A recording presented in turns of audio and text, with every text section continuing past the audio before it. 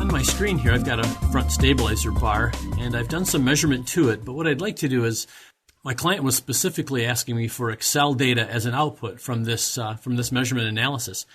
And I've got the stabilizer bar rendered here, so I will take the rendering off just to show you the wireframe. It's a bunch of circles, and I've got extra points or measurement points peppered throughout this measurement session here.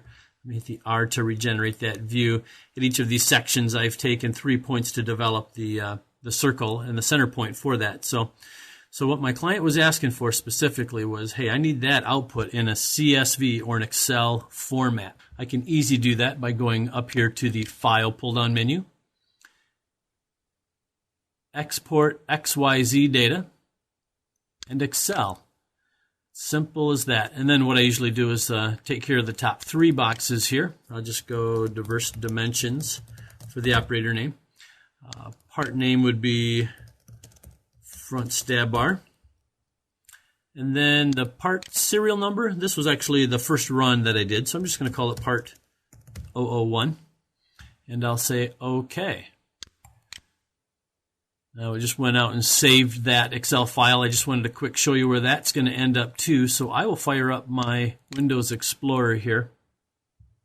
And the default that's already set up that CAM2 comes with is going to go under C, Documents and Settings, All Users, Application Data, and then Faro, and then under CAM2 Measure.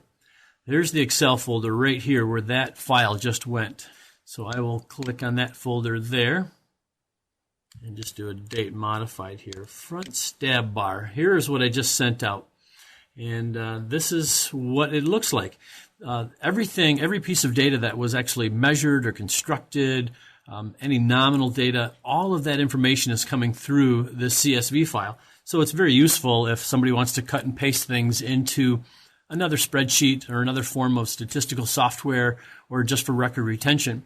What we like to do is use this CSV output or this format for any kind of capability study or repeated measures analysis. And we use our data bridge for that, for tabulating or for making all this data useful or putting it into a column format. So be sure to check that out too if you're doing any kind of a capability study, any kind of a designed experiment, or any kind of SPC, charting and graphing, because the data bridge is so useful for that. It just totally eliminates the cut and the paste from each sample.